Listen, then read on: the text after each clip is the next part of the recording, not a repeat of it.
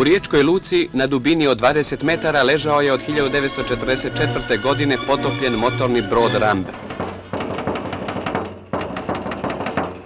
U jesen 1947. usidrile su se nad potopljenim brodom plovne jedinice poduzeća Brodospas.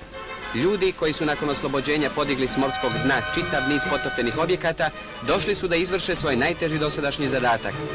Rukovodioci radova stvorili su plan za spasavanje potopljenog broda. Dobro došli na brod Galeb u Kraljevici. Mi smo u brodogradilištu Kraljevica. Nalazimo se ispred broda Galeb koji je trenutno u procesu rekonstrukcije. I evo, reći vam najbolje Dario koji vodi taj projekt. Živi, ja sam Dario. Obnavlja se brod Galeb koji će nakon obnove se vratiti u riječku luku i služiti kao muzej, restoran i hostel za posjetitelje. Igrom slučaja ja sudjelujem u njegovoj obnovi i drago mi je jako zbog toga. Nalazimo se u prostoru buduće recepcije. Brodomonter. Šta montira brodomonter? Sve ovo što vidite ovdje, osim cijevi. Kakvi je bio, za sad je dobro, a bit će odličan kažu. Ima neke naznake da će biti dobar. Moglo je biti, ja se nadam. Mi se trudimo koliko moramo, cijela ekipa, ova naša. Ovo je varioc. Varioc, najbolji varioc ovdje. Bravo. Je li zajeban posao biti varioc? O nije, to je dobar posao. Sjediš i variš, umjetnički. Najteži zadatak izvršuju ronioci. Većinu radova treba obaviti dolje, duboko ispod površine. Znači, nalazimo se u velikom salonu, ovdje su se primali gosti, ovdje su se potpisivali razni ugovori. Puno muzeja postoji u puno gradova na svijetu, pa i brodova muzeja. Ali nema puno brodova muzeja koji imaju toliko specifičnu priču, toliko posebnu priču. Takvih brodova nema puno. Ima puno ratnih brodova, puno nosača aviona ili više nosača aviona koji su pretvoreni u muzeje.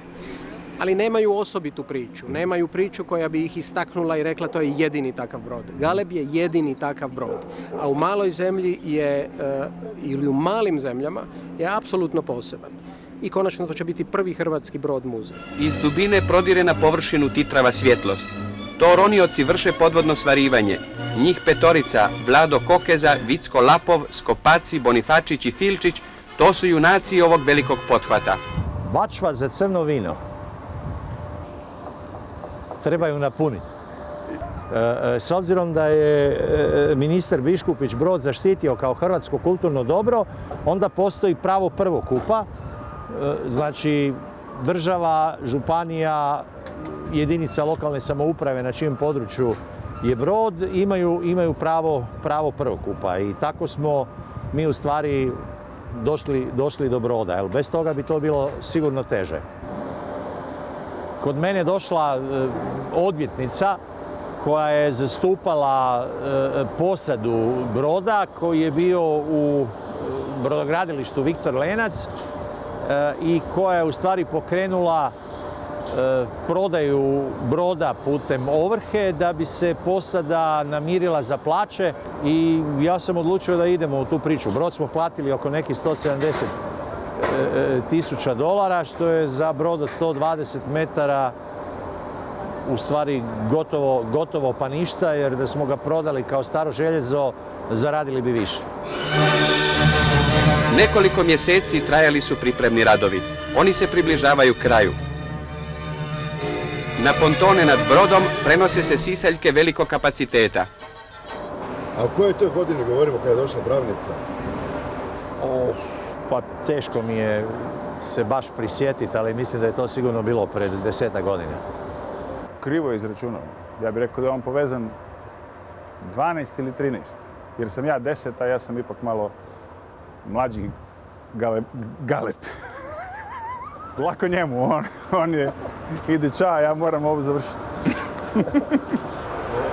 Tad ideja šta brod treba biti bila nejasnija. Zapravo je bila ideja da brod treba dati u koncesiju, da neko njime upravlja, a sad koliko će se grad ili građani od toga okoristiti, šta je sam sadržaj broja, nije još bila tema. Bila su zapravo puno drugačije vremena. Ovaj protok vremena je dosta velik. tad ne da nije bilo EU fondova ozbiljnih, nego još nismo ušli u Europsku uniju i zapravo je sve izgledalo dosta drugačije. Galeb je postao dio projekta koji se onda povezao na palaču šećerane i na taj način se prijavio za europske fondove. Radovi pod vodom su završeni.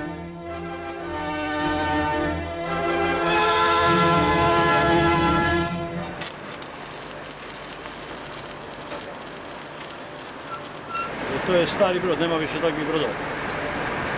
Ovakvih brodova više nikad neće biti. To je jedan zahtjevan posao.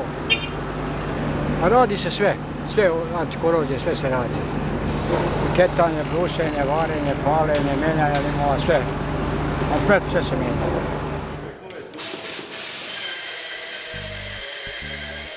Šta je to zapravo? Nemam pojma. Ovo je trajalo ovi stari od špera, čekaj, ko je? Šef naš ovaj koji je nekada bio tu isto u radioniku. Možda će on znati, evo. Ne znam. Ja sam, 40 godina, ali to je, znači, i prije toga. Sad, u čemu je fora, vjerovatno je bilo prije svaki ima tovara, pa su govorili, ako nemaš tovara, da se sam tovari. Sad, vjerovatno je to sveta životinja. Izrade cijevi, remont cijevi za brodove i tako. Ovo je za Galeb. To još ide na cinčanje. Ja mislim da to ne bi ni za jahtu ovako se radilo. Ozbiljno, ovdje mislite. A ima i razni. Ko zna, više nisu ni žive, ni one više jedne. Koliko su stare. Snimi malo ove izlike. Ja mislim da ima video. Šefovi su kao oblaci, kada odu, dan je ljepši. Evo, imamo i Gospu Trsatsku.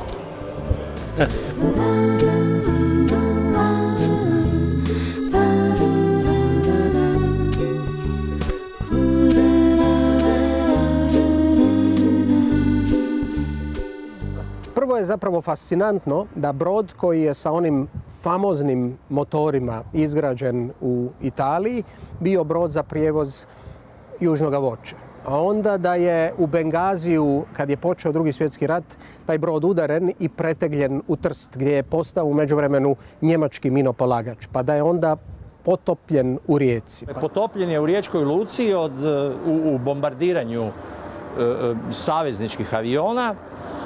I tu je opet jedna zanimljiva priča vezana uz povijest Rijeke. Naime, zahvaljujući činjenici da je taj brod trebalo dignuti sa morskog dna u riječkoj luci, u Rijeku je došao živjeti Nedeljko Fabrio, jer je njegov otac bio jedan od glavnih inženjera koji su radili na vađenju broda. I tako je Nedeljko Fabrio ostao vezan uz Rijeku. Već su se digli na površinu najviši dijelovi brodske krme i onda odjednom uzavrelo je more oko broda. Sekunde koje odlučuju o svemu. Ogromna željezna masa propinje se sa morskog dna. Pa da je onda potopljen u Rijeci, pa da je onda skuhan u Puli i pretvoren u brod Jugoslavenske ratne mornarice, a onda je postao Titov brod i dograđen je na ovaj način na koji sada postoji i da je onda nakon raspada Jugoslavije jedno vrijeme završio u Crnoj Gori i vraćen i konačno došao u Rijeku da bi postao muzej. To je atraktivna priča. Priča o brodu je atraktivna. Torpedo ga je pogodio negdje ispred sjevernoafričke obale i onda je do Dženove plovio krmom naprijed. Mislim, to nije upisano u Guinnessovu knjigu rekorda, ali koliko sam ja čitao, nema podataka niti za jedan drugi brod da bi toliko dugo plovio krmom naprijed. Još jedan brod je zaplovio. Naša mornarica dobiva jedan od najmodernijih i najbržih brodova, novi dragocjeni poklon radnog kolektiva Brodospasa.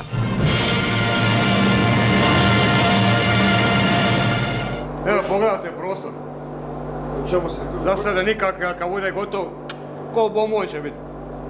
Kad dođu turisti razgledavati, to će biti hit. Ja mi doći. I to će biti nagrada za naš trud svih nas ovdje. Ja se nadam to. I ne smijem dalje pričati, evo mi šef došao. Ajde. Ajde.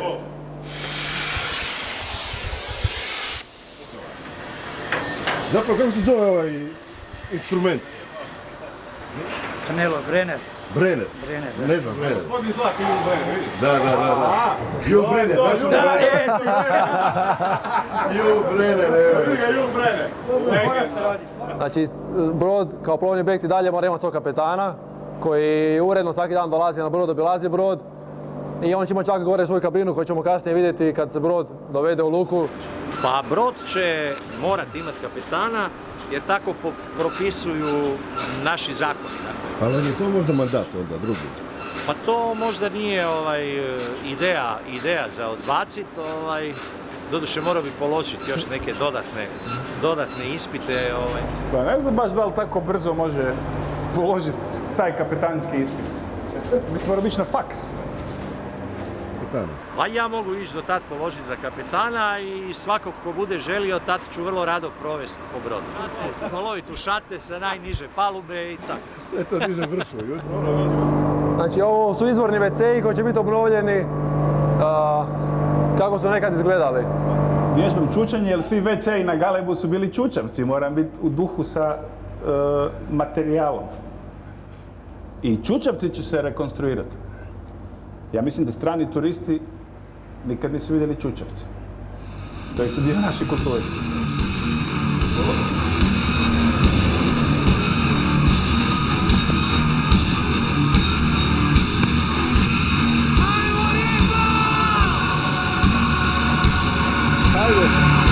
I believe I can fly.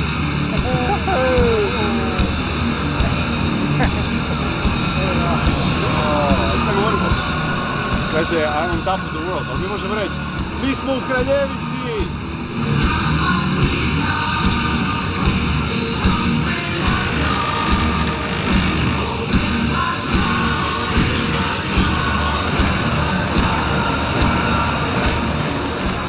Ovim brodom i na ovom brodu je stvarana povijest pokreta Nesvrstanih koji je u drugoj polovini 20. stoljeća odigrao vrlo značajnu ulogu. I pokret je u tom trenutku zemlju koja je u tom smislu učinila najviše, učinio važnom i učinio vidljivom i učinio poznatom.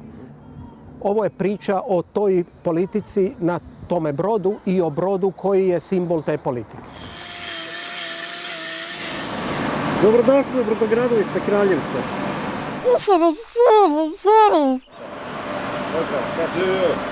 Gledajte, nema takve priče i na svu sreću da je stvar o rijeci, jer da je brod, recimo, bio u Lori, onda toga ne bi bilo ako bi bilo broda.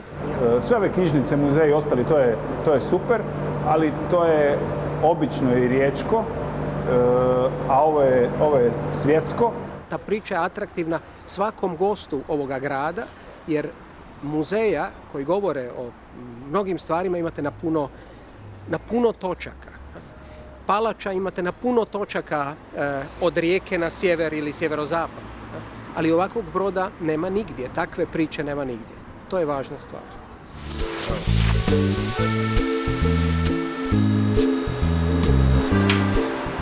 Hvala Bogu, opet petak.